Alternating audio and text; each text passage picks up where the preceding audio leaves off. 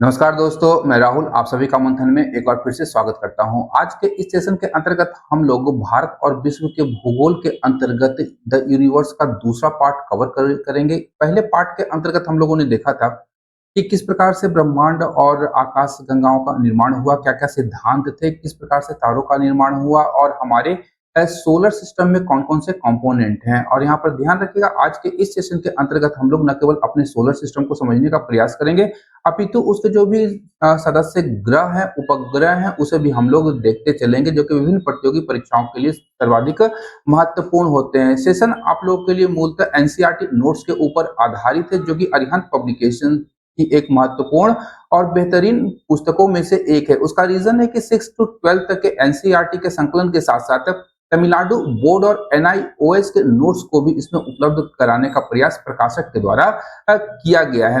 Session 14वीं JPSC और 71वीं BPSC के लिए अत्यंत ही महत्वपूर्ण है, यह ध्यान रखने योग्य तथ्य है। और यहाँ से प्रत्येक प्रतियोगी परीक्षाओं में प्रश्न भी पूछे जाते हैं, तो समान रूप से सभी प्रकार के प्रतियोगी परीक्षाओं के लिए यह सेशन महत्वपूर्ण होने वाला है। आज के इस सेशन में हम लोग देखेंगे सौर मंडल के ग्रहों का विवरण। इससे पूर्व अगर हम लोग बात करें तो हम लोगों ने जितने भी आकाशगंगाएं थी, ब्रह्मांड था और अन्य खगोलीय पिंडों के अतिरिक्त हम लोग सौर मंडल के ग्रह के विषय में हम लोगों ने ओवरव्यू यहाँ से ले लिया था। आज के इस सेशन में हम लोग सौर मंडल के ग्रहों के विवरण को देखेंगे और आगे हम लोग बढ़ेंगे। तो सबसे पहले बात करते हैं कि सौर मंडल या सूर्य से दूरी के क्रम के अनुसार सबसे नजदीकी ग्रह कौन है हमारा, तो वह है हमारा बुध ग्रह। ये हमें ध्यान में रखना है। और बुध सूर्य से सर्वाधिक निकट का ग्रह है। इसकी सूर्य से दूरी लगभग 58 मिलियन किलोमीटर है, लगभग 5.8 करोड़ किलोमीटर है। साथ ही साथ ध्यान रखिएगा कि प्लूटो के ग्रह की श्रेणी से निकाल दिए जाने के उपरांत वर्तमान समय का यह सबसे छोटा ग्रह है। ये बड़ा इंपॉर्टेंट फैक्ट है, आपसे प्रश्न पूछा जा सकता है। व्यास की बात करेंगे तो 4880 किलोमीटर इसका कुल व्यास है। एग्जाम में ये प्रश्न नहीं पूछे जाते हैं, ध्यान रखना है। घनत्व 5.43 ग्राम प्रति घन सेंटीमीटर है। इसका कोई उपग्रह नहीं है, बुध का कोई उपग्रह नहीं है। और यह अपने अक्ष पर एक घूर्णन 59 दिनों में करता है और सूर्य के चारों ओर एक परिक्रमा सबसे कम दिनों में पूरी करता है। ये बड़ा इंपॉर्टेंट प्रश्न है, ये प्रश्न पूछा जा सकता है कि सूर्य के चारों ओर परिक्रमा करने में सबसे कम समय कौन लेता है, तो वह है हमारा बुध ग्रह। यह 88 दिनों में सूर्य की एक परिक्रमा को पूरा कर लेता है, यह हमें ध्यान रखना है। इसके उपरांत अगर हम लोग आते हैं तो शुक्र ग्रह की बात करेंगे। शुक्र ग्रह पृथ्वी के सर्वाधिक निकट ग्रहों में शामिल किया जाता है। शुक्र सर्वाधिक निकट ग्रह है पृथ्वी का, ध्यान रखिएगा। और सूर्य से इसकी दूरी 108 मिलियन या 10.8 करोड़ किलोमीटर यह दूर है। औसत व्यास ध्यान रखने की आवश्यकता नहीं है, 12,104 किलोमीटर। और घनत्व की बात करेंगे तो 5.24 ग्राम प्रति घन सेंटीमीटर इसका घनत्व है। यहाँ पर ध्यान रखिएगा कि जो हमारे पार्थिव ग्रह हैं, पार्थिव ग्रहों का जो घनत्व होता है वह जोवियन ग्रहों के मुकाबले ज्यादा होता है। यहाँ पर ध्यान रखने की आवश्यकता होगी, पूर्व के सेशन में हम लोग इसे कवर कर चुके हैं। इसके अतिरिक्त शुक्र ग्रह अपने अक्ष पर एक घूर्णन 243 दिनों में पूरा करता है और सूर्य के चारों ओर परिक्रमा यह 225 दिनों में पूरी करता है। इसका भी अपना कोई उपग्रह नहीं है। साथ ही साथ अगर हम लोग देखें तो आकार और द्रव्यमान, ये दो चीजें आप लोगों को ध्यान रखने की आवश्यकता होगी कि शुक्र ग्रह का आकार और इसका द्रव्यमान पृथ्वी के समान है, इसलिए इसे पृथ्वी की जुड़वा बहन या पृथ्वी का भग्नी ग्रह के रूप में भी हम लोग जानते हैं। इसके अतिरिक्त यह सर्वाधिक चमकीला ग्रह है। सौर मंडल के सर्वाधिक चमकीला ग्रह कौन है, तो हमारा शुक्र ग्रह है। यहाँ ध्यान रखिएगा कि यदि हम लोग शाम के समय चंद्रमा को देखते हैं तो चंद्रमा के नीचे एक छोटा सा स्टार हमें दिखाई देता है। यह स्टार ही हमारा क्या है, शुक्र या वीनस ग्रह है, ये ध्यान रखिएगा। इसके अतिरिक्त अगर हम लोग बात करें तो ये सौर मंडल के सर्वाधिक गर्म ग्रह है। सौर मंडल का सर्वाधिक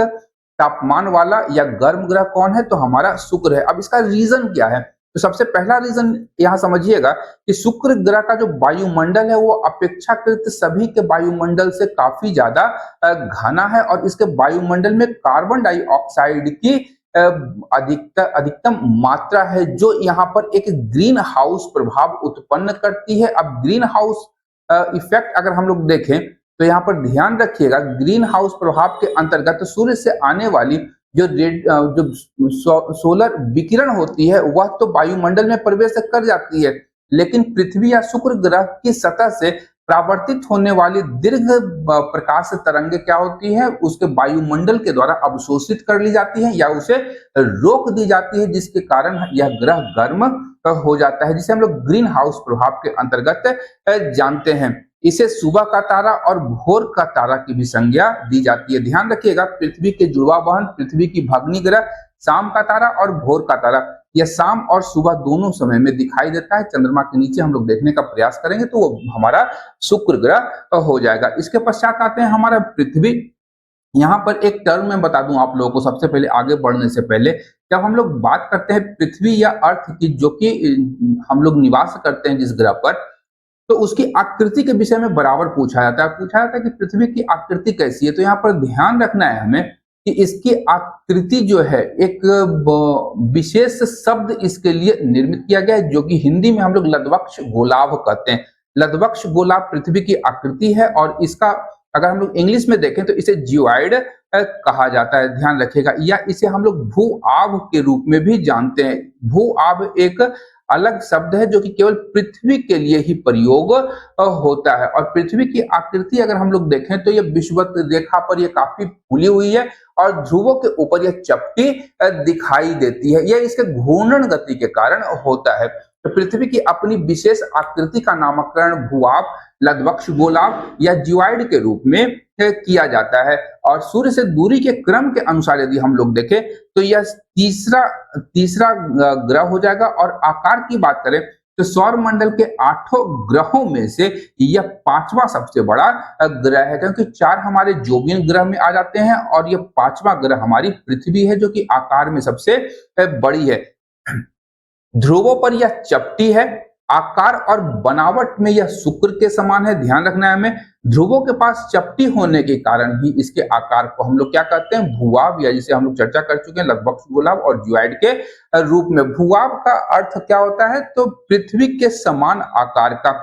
सूर्य से दूरी की बात करेंगे तो यह सूर्य से 150 मिलियन किलोमीटर की दूरी पर है और विषुवत रेखीय व्यास 12,755.6 किलोमीटर और ध्रुवीय व्यास 12,712 किलोमीटर है। घनत्व की बात करेंगे तो 5.51 ग्राम प्रति घन सेंटीमीटर इसका घनत्व है। और यह अपने अक्ष पर एक घूर्णन एक दिन में अर्थात 24 घंटे तथा सूर्य के चारों ओर परिक्रमा करने में इसे 365 दिन का समय लगता है। 365 दिन 6 घंटे का समय इसे लगता है। इसीलिए हम लोग हर एक 4 वर्ष के अंतराल पर फरवरी के महीने में एक अतिरिक्त दिन जोड़ देते हैं, जो कि लीप वर्ष के रूप में जाना जाता है। और लीप वर्ष हमारा 366 दिनों का होता है। पृथ्वी का एकमात्र उपग्रह है जिसे हम लोग चंद्रमा या मून के नाम से जानते हैं। और पृथ्वी की बात करें तो यह न तो अधिक गर्म है और न ही अधिक ठंडी है। और जीवन के लिए जो सर्वाधिक महत्वपूर्ण तत्व है, जो कि जल और वायु के रूप में जानी जाती है, जल और वायु दोनों की विद्यमानता इसके वायुमंडल में पाई जाती है। और ऑक्सीजन की बात करेंगे तो ऑक्सीजन को जीवनदायिनी या प्राणदायिनी गैस के रूप में जानते हैं हम लोग, और यह हमारे पृथ्वी पर पाई जाती है। इसके अतिरिक्त माफ कीजिएगा, यहाँ पे थोड़ा जो स्कैन है वो हेज हो गया है, लेकिन ध्यान रखिएगा, मेरे शब्दों पर गौर कीजिएगा आप लोग कि जीवन के लिए जो अनुकूल परिस्थितियां हैं वह इस सोलर सिस्टम के केवल पृथ्वी पर ही पाई जाती है, जिसके परिणाम स्वरूप यहाँ पर जीवन विद्यमान है। और इसी परिणाम स्वरूप हम लोग देखते हैं कि जीवन की विद्यमानता के कारण ही सोलर सिस्टम का अद्भुत ग्रह की संज्ञा भी किसे दी जाती है, तो वह पृथ्वी को दी जाती है। इसका 2/3 भाग की अगर हम लोग बात करेंगे तो 2/3 भाग जो है वह जलीय है। जल का विस्तार यहाँ पृथ्वी के कुल क्षेत्रफल के 2/3 भागों पर दिखाई देता है, जो कि महासागरों के रूप में हम देखते हैं। अंतरिक्ष से अगर हम लोग देखें हमारी पृथ्वी को तो जल की विद्यमानता के कारण यह नीला दिखाई देता है, जिसके परिणाम स्वरूप पृथ्वी को हम लोग नीला ग्रह की भी संज्ञा देते हैं, ये ध्यान रखना है। इसके पश्चात हम लोग बात करेंगे मंगल ग्रह की। तो मंगल ग्रह सौर मंडल में सूर्य से दूरी के क्रम में चौथा और आकार में सातवां सबसे बड़ा ग्रह है। और वहीं सूर्य से डिस्टेंस की बात करेंगे तो 22.8 करोड़ किलोमीटर इसका कुल डिस्टेंस है सूर्य से। व्यास 6800 किलोमीटर है और घनत्व 3.94 ग्राम प्रति घन सेंटीमीटर है। अगर हम लोग बात करेंगे चारों आंतरिक ग्रहों की, तो चारों आंतरिक ग्रहों में से सबसे कम घनत्व आपका मंगल ग्रह का होता है और यह अपने अक्ष पर एक घूर्णन एक दिन में पूरी करता है। यानी कुल अगर हम लोग बोले तो 24 घंटे में यह अपने अक्ष पर एक चक्कर पूरा लगा लेता है, जितने समय में पृथ्वी लगाती है। और सूर्य के चारों ओर एक परिक्रमा करने में इसे 687 दिनों का समय लगता है। ये ध्यान रखिएगा कि लगभग पृथ्वी के 2 वर्ष के बराबर मंगल ग्रह का 1 वर्ष होता है। ये लगभग की बात है, ये ध्यान रखिएगा। इसके अतिरिक्त इसके 2 उपग्रह हैं जिसे हम लोग फोबोस और डिमोस के नाम से जानते हैं। फोबोस और डिमोस मंगल ग्रह के 2 प्राकृतिक उपग्रह हैं और हमारे सौर मंडल का सबसे ऊंचा पर्वत ओलंपस मीन्स या ओलंपस मेसी जो है वह इसी मंगल ग्रह पर उपस्थित है। यह बड़ा इंपॉर्टेंट फैक्ट है।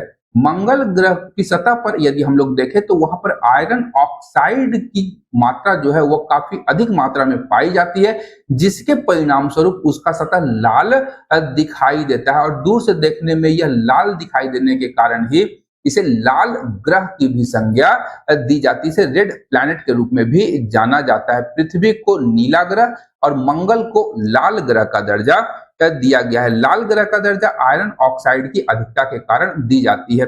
अब बात करेंगे बृहस्पति की। बृहस्पति जो है आपका सौर मंडल का सबसे बड़ा ग्रह है, यह ध्यान रखिएगा, और अपने अक्ष पर यह सर्वाधिक तेज गति से घूर्णन करने वाला ग्रह है। यह ध्यान रखना है आपको। लगभग 12 घंटे का समय लेता है अपने अक्ष पर घूर्णन करने में। यह लगभग 10 घंटे का समय लेता है। 10 घंटे का समय लेता है अपने अक्ष पर एक घूर्णन पूरा करने में। सूर्य से दूरी की बात करेंगे तो 77.8 करोड़ किलोमीटर इसका कुल डिस्टेंस है सूर्य से। व्यास 1,42,800 किलोमीटर और घनत्व 1.33 ग्राम प्रति घन सेंटीमीटर इसका कुल घनत्व है।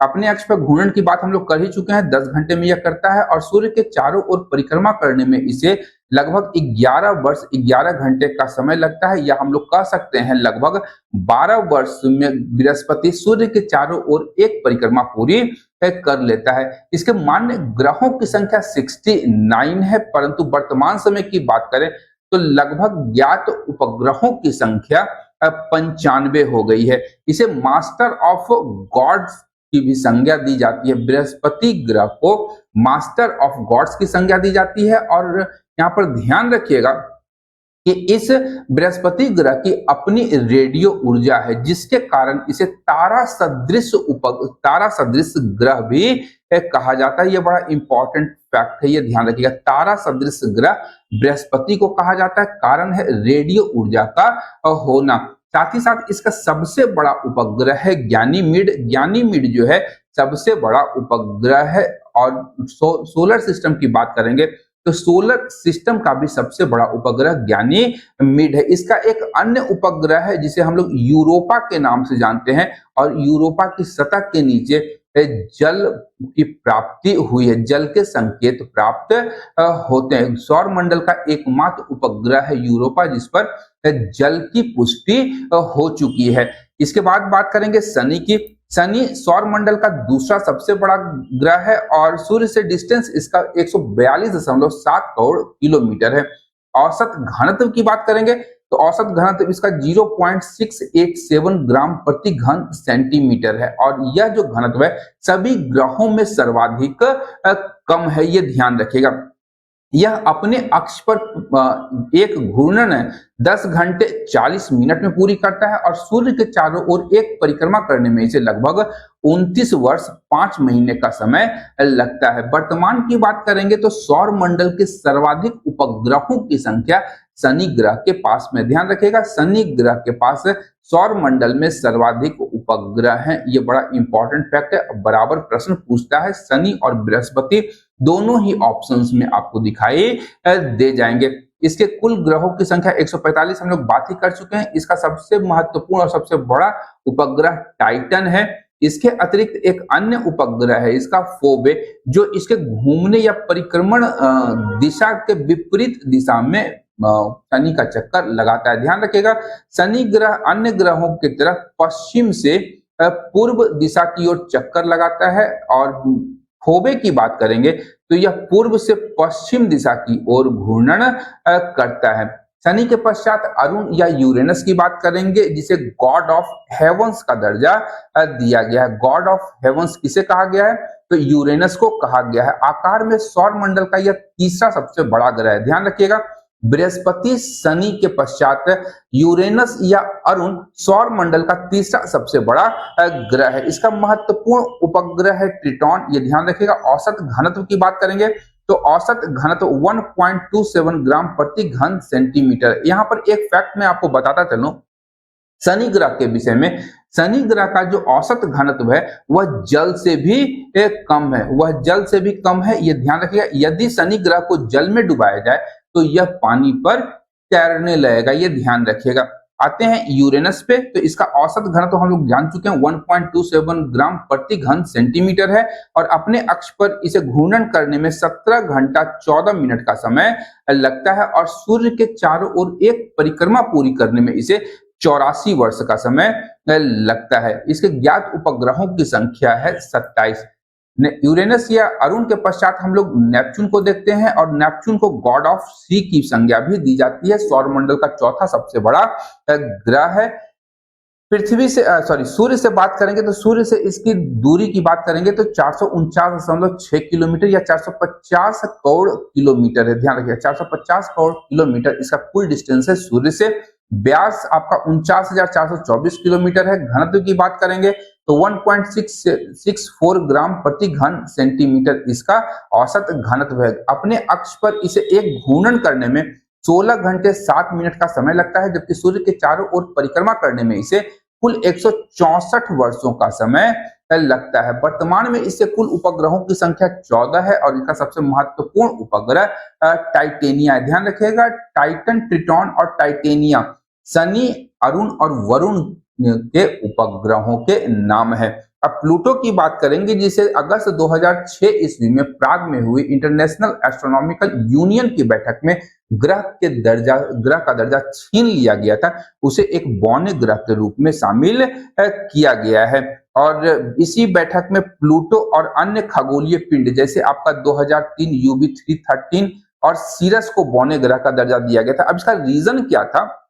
रीजन था कि ग्रहों की परिभाषा में परिवर्तन। अब यहाँ पर हुआ क्या कि जो भी सोलर सिस्टम के ग्रह हैं वह किसी दूसरे ग्रह की कक्षा को न काटे तो वह क्या होगा, ग्रह के सूची में शामिल किया जाएगा। लेकिन प्लूटो जो है वह नेपच्यून की कक्षा को काटता है, जिसके परिणाम स्वरूप इसे ग्रह का दर्जा छीन लिया गया। साथ ही साथ आकार ध्यान रखिएगा, चंद्रमा से आकार बड़ा होना चाहिए तो ही उसे ग्रह के रूप में शामिल किया जाएगा, लेकिन प्लूटो का आकार चंद्रमा से छोटा था। तो इन कारणों के कारण प्लूटो से ग्रह का दर्जा छीन लिया गया। यहाँ पर उपग्रहों से संबंधित या ग्रहों से संबंधित महत्वपूर्ण तथ्य दिए गए हैं आपके एक टेबल बना करके। इस टेबल को भी आप रेफर कर सकते हैं अपने रिवीजन के दौरान। अब यहाँ पे ध्यान दीजिएगा ग्रहों के आरोही और अवरोही क्रम को।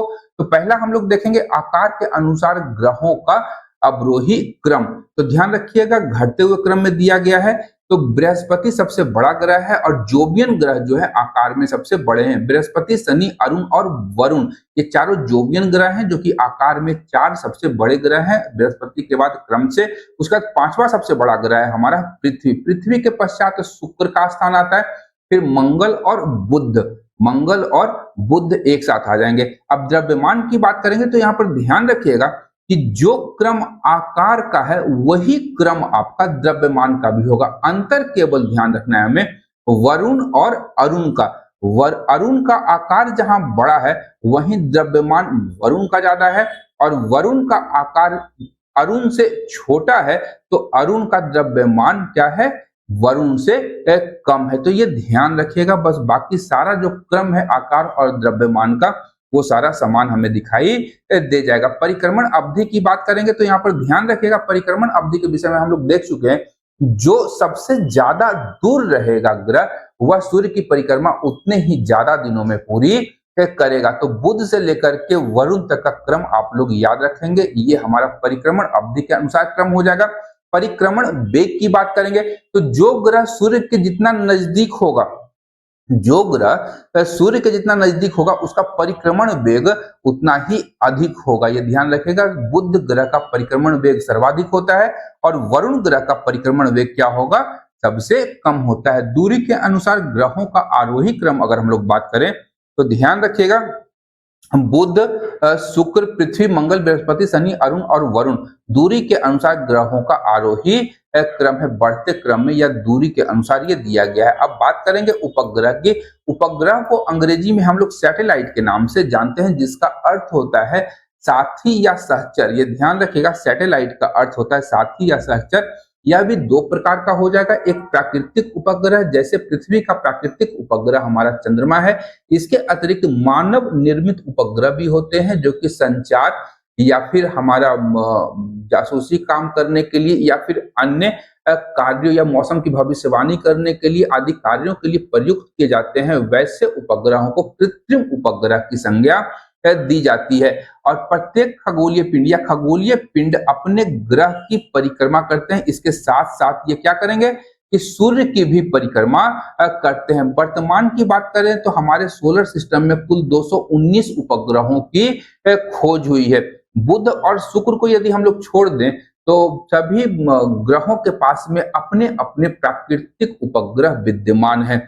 वहीं बात करेंगे तो ग्रहों की भांति उपग्रहों का भी अपना कोई प्रकाश नहीं होता है और ये भी अपने प्रकाश के लिए सूर्य के ऊपर निर्भर है। मानव निर्मित उपग्रह हम लोग देख ही चुके हैं कि मानव के द्वारा निर्मित किया गया कृत्रिम पिंड जो कि पृथ्वी के चारों ओर चक्कर लगाता हो, वह कृत्रिम उपग्रह की श्रेणी में रखा जाता है। उपयोग हम लोग क्या करेंगे तो ब्रह्मांड के विषय में जानकारी प्राप्त करेंगे, संचार माध्यम, मौसम की भविष्यवाणी, जासूसी उपग्रह या अन्य कार्यों के लिए इसका उपयोग किया जाता है। उदाहरण के लिए अगर हम लोग देखें तो भारत का इनसेट सीरीज का हमारा उपग्रह हो गया, कार्टोसेट हो गया, एडुसेट हो गया, IRS हो गया या अन्य उपग्रहों को इस श्रेणी में हम लोग शामिल कर सकते हैं। और इसे एक रॉकेट के द्वारा हमारे पृथ्वी की कक्षा में स्थापित किया जाता है। अब चंद्रमा की बात करेंगे। चंद्रमा क्या है तो हमारा पृथ्वी का उपग्रह है, प्राकृतिक उपग्रह है। 1838 ईस्वी में सर जॉर्ज डार्विन ने बताया कि प्रारंभ में पृथ्वी और चंद्रमा तेजी से घूमते हुए पिंड थे और यह एक पूरा पिंड डंबल की आकृति में परिवर्तित हुआ और कालांतर में वह टूट गया। डंबल की आकृति की अगर हम लोग बात करेंगे तो हम लोग जिम जाते हैं, जिम जाने के जिम जो भी जाते हैं वो डंबल अवश्य उठाए होंगे। उसकी आकृति कुछ इस प्रकार की होती है। ये हमारा डंबल दोनों तरफ से गोला बन गया और बीच में पकड़ने का हाथ हमारा बन जाता है। मैं सही तरीके से यहाँ डंबल नहीं बना पा रहा हूँ, अब इस बार शायद मैं बना लूं। ये बन गया हमारा डंबल।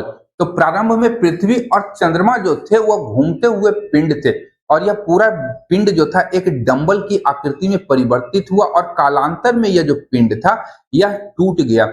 इनके अनुसार यानी सर जॉर्ज डार्विन के अनुसार चंद्रमा का निर्माण उसी पदार्थ से हुआ है जहां आज प्रशांत महासागर में गर्त के रूप में मौजूद है। ये ध्यान रखिएगा, इनका यही कहना था कि वह जो डंबल था वह प्रशांत महासागर से अलग हुआ था। यद्यपि यदि वर्तमान समय की बात करेंगे तो वैज्ञानिक इस व्याख्या को स्वीकार नहीं करते हैं और उनका मानना है कि पृथ्वी के उपग्रह के रूप में चंद्रमा की उत्पत्ति एक बड़े टकराव का परिणाम है जिसे द बिग स्प्लैट के रूप में भी जाना जाता है। द बिग स्प्लैट का जो थ्योरी है वह चंद्रमा की उत्पत्ति से संबंधित है, ये ध्यान रखिएगा।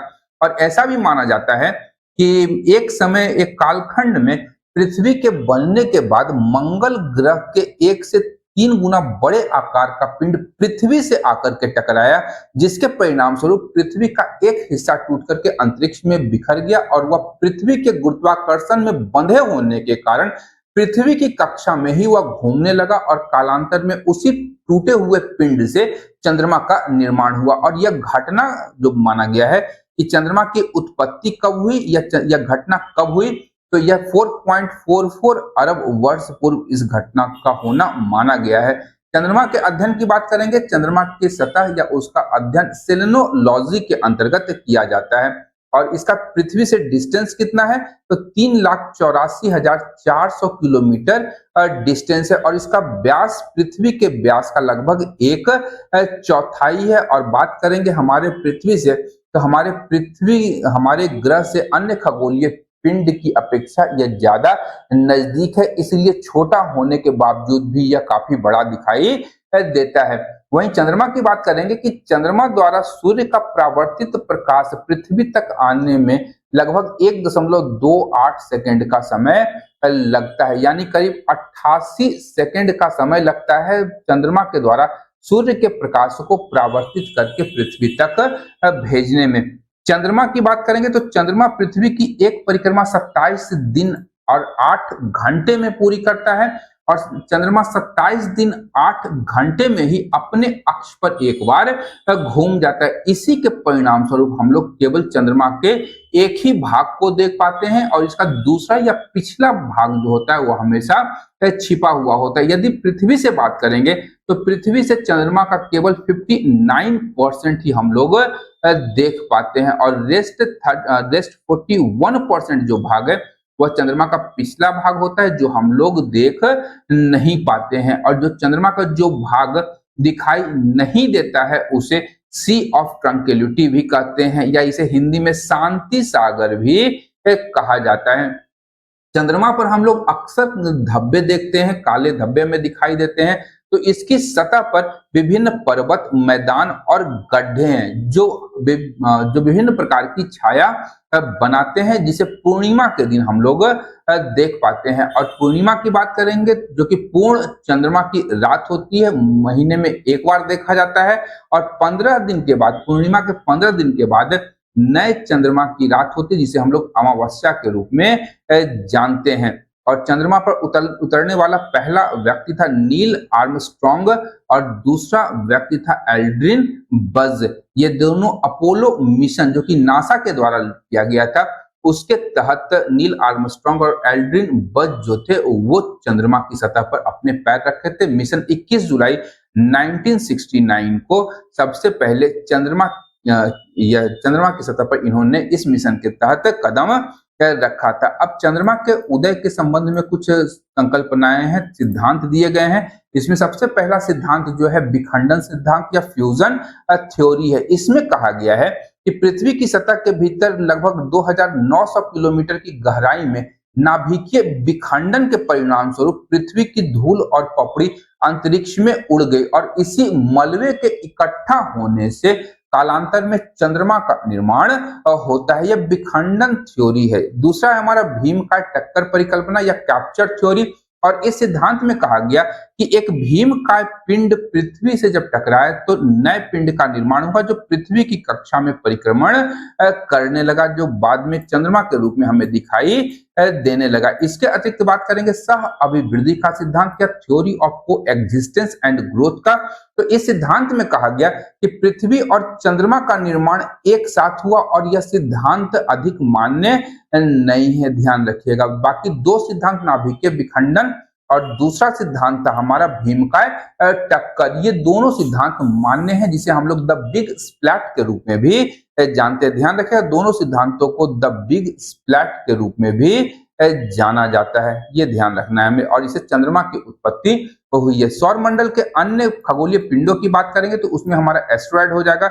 एस्टेरॉयड मूलतः अगर हम लोग देखें तो मंगल और बृहस्पति की कक्षा के बीच असंख्य छोटे छोटे पिंडों के झुंड पाए जाते हैं जिन्हें हम लोग एस्टेरॉयड कहते हैं। ये पिंड सूर्य की परिक्रमा करते हैं और ये जो पिंड हैं वह बेसिकली ग्रहों उपग्रहों के टूटे हुए टुकड़े होते हैं जो अपने जन्म के बाद विस्फोट के कारण बिखर गए और अपने ग्रह से टूट करके अलग हो गए। उल्का पिंड की बात करेंगे जिसे मीटेरॉइड कहा जाता है और सूर्य के चारों ओर चक्कर लगाने वाले पत्थरों के छोटे छोटे पिंडों को हम लोग उल्का पिंड कहते हैं। कभी कभी ये उल्का पिंड पृथ्वी के इतने नजदीक आ जाते हैं कि हमें इनकी प्रवृत्ति क्या होती है कि पृथ्वी के ऊपर गिरने की होती है, या आकाश में हम लोग देखें तो क्या होता है, हमारा एक सरल रेखा में यह गिरता हुआ प्रतीत होता है पृथ्वी के ऊपर। इसे शूटिंग स्टार के रूप में भी जाना जाता है। लेकिन यहाँ ध्यान रखिएगा कि जैसे ही कोई उल्का पिंड या बाह्य खगोलीय पिंड हमारे वायुमंडल में प्रवेश करता है, तो सघन वायुमंडल होने के कारण यह वायुमंडल में घर्षण करने लगता है और फिर वह जलने लगता है। ये गर्म होकर के जल जाते हैं और चमकदार प्रकाश उत्पन्न करते हैं। और जब हम लोग देखते हैं कि यह बिना जले पृथ्वी की सतह पर आकर के गिरते हैं, तो जहां पर यह गिरता है वहां पर तो एक विस्फोट होता है, साथ ही साथ धरातल पर गहरा गड्ढा या गर्त भी बन जाता है, जिसका एक उदाहरण हम लोग महाराष्ट्र के लोनार झील से ले सकते हैं। किसी पिंड के टकराने से ही लोनार झील या गर्त का निर्माण हुआ था। कालांतर में उसमें पानी का संचयन हो गया और झील के रूप में परिवर्तित हो गई। नेक्स्ट है हमारा धूमकेतु या पुच्छल तारा। ये बड़ा इंटरेस्टिंग चीज है कॉमेट हमारा। कॉमेट के निर्माण की बात करेंगे तो ये असंख्य धूल, पत्थर, बर्फ के पिंड, जलकण और हिमानी गैसों का यह चट्टानी और धातुई पिंड है, जो कि सूर्य के चारों ओर पर वलयाकार या अति परवलयाकार पथ पर चारों ओर चक्कर लगाता है। इसे हम लोग धूमकेतु भी कहते हैं। यहाँ पर ध्यान रखिएगा, जहां ग्रह और उपग्रह सूर्य के चारों ओर दीर्घ वृत्ताकार कक्षा में चक्कर लगाते हैं, वहीं धूमकेतु और पुच्छल तारा या कॉमेट जो है सूर्य के चारों ओर पर वलयाकार या अति परवलयाकार पथ पर चक्कर लगाते हैं। यह सौर मंडल का अस्थायी सदस्य है और जैसे यह सूर्य के नजदीक जाता है तो इसकी पूंछ जो है वह उल्टी दिशा में बनती है और वह काफी बड़ी और चमकदार बन जाती है। और इसकी पूंछ जो होगी यह सदैव सूर्य के विपरीत दिशा में होती है। धूमकेतु सूर्य की परिक्रमा करते हुए एक निश्चित अवधि के पश्चात पृथ्वी से दिखाई देते हैं, जैसे कि हमारा हेली पुच्छल तारा, जो प्रत्येक 76 वर्ष के उपरांत पृथ्वी से दिखाई देता है। पिछली बार यह 1986 में दिखाई दिया था, अगली बार यह 2062 में दिखाई देगा। नेक्स्ट है हमारा क्यूपर बेल्ट। यहाँ पर ध्यान रखिएगा कि क्यूपर बेल्ट के उपरांत हमारा बाह्य अंतरिक्ष प्रारंभ हो जाता है और बाह्य अंतरिक्ष की यात्रा करने वाला पहला मानव निर्मित उपग्रह कह लें हम लोग या यान कह लें तो वह वॉयेजर है। वॉयेजर अमेरिका के नासा के द्वारा निर्मित किया गया पहला यान है जिसने कि क्यूपर बेल्ट को क्रॉस किया है। और क्यूपर बेल्ट की बात करेंगे तो यह मलबों की एक बृहद पट्टी होती है जो क्षुद्र ग्रहों के समान ही होती है। क्षुद्र ग्रह जो कि हम लोग पूर्व में देख चुके हैं, मंगल और बृहस्पति के बीच पाए जाने वाले असंख्य छोटे छोटे पिंड है। क्यूपर बेल्ट मूलतः बर्फ से निर्मित है और यह क्षुद्र ग्रह से लगभग 20 गुना बड़ी एवं 20 से 200 गुना अधिक मलबों से आबद्ध या इसमें अधिक मलबे होते हैं। क्यूपर बेल्ट की बात करेंगे तो इसमें अमोनिया और मीथेन तथा बर्फ पाया जाता है और इस बेल्ट की खोज 1992 ईस्वी में पहली बार हुई थी। और कहा जाता है कि हमारे सोलर सिस्टम में जो धूमकेतु आते हैं वह धूमकेतु इसी क्यूपर बेल्ट में उत्पन्न होते हैं। यहाँ ध्यान रखिएगा कि क्यूपर बेल्ट प्रारंभ होने से पूर्व एक ग्रह है, बौना ग्रह है जिसे मेक नाम दिया गया है। मेक क्यूपर बेल्ट के प्रारंभ होने के ठीक पहले एक बौना ग्रह है। अब आज के इस सेशन का सबसे अंतिम पॉइंट हम लोग चलेंगे जो कि अतिरिक्त तथ्य के रूप में है तमिलनाडु बोर्ड और NIOS के नोट से। तो यहाँ पर बताया गया है कि जो हमारा बिग बैंग सिद्धांत था वह बेल्जियम के खगोल शास्त्री एबे जॉर्ज लेमेंतियर के द्वारा ब्रह्मांड की उत्पत्ति के संबंध में दिया गया एक सिद्धांत था। साइरस सूर्य से भी अधिक चमकीला तारा है, ध्यान रखिएगा, बड़ा इंपॉर्टेंट है। सौर मंडल में शनि अकेला ऐसा ग्रह है जिसका औसत घनत्व जल के घनत्व से काफी कम होता है, जिसकी चर्चा हम लोग पूर्व में कर चुके हैं। गणितीय आंकड़ों के द्वारा खोजा गया पहला ग्रह नेपच्यून था, जिसे हम लोग वरुण के रूप में जानते हैं। इसके अतिरिक्त फोबोस और डिमोस मंगल के 2 उपग्रह हैं। साथ ही साथ हम लोग ये सारा कुछ हम लोग कवर कर ही चुके हैं। और उपग्रह की ध्यान रखिएगा, उपग्रह भी सामान्यतः ग्रहों के घूमने की दिशा पश्चिम से पूर्व की ओर गति करते हैं। बाकी हम लोग पूर्व में चर्चा कर चुके हैं। तो आज के इस सेशन के लिए इतना ही, मिलते हैं अगले सेशन में। तब तक के लिए देखते रहिए मंथन, क्योंकि मैं इस प्रकार के वीडियोस लाता रहता हूं। Thank you.